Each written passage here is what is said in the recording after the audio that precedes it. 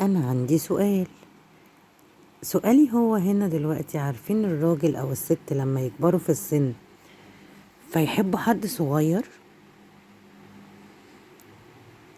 أصغر منهم بكتير، بقى مش هقولك سنة سنتين لأن دي ما بتبقاش فرق، حتى لو 5 فرق كبير بينهم وبين بعض.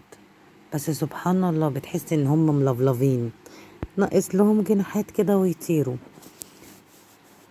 هل هم بجد بيكونوا حابين بعض؟ بتبقى الست، ما انا من وجهة نظري انا، بتبقى الست شايفة اللي هي لا صغيرة، انا اقدر اظهر بيك قدام الناس كلها والناس هتشاور عليا وتقول انا صغيرة.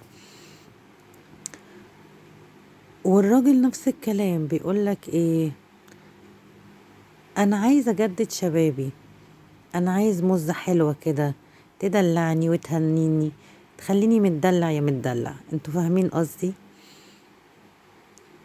بس بعد كده هما ما بيفوقوش، لان في فرق في القدرات سيدي القاضي، فرق في السنين، فرق في العمر.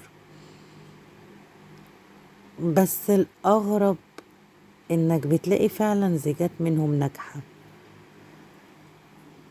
بس هم بجد بيكونوا ناجحين، بيكونوا مبسوطين، ولا بيكونوا خايفين من فكرة الطلاق؟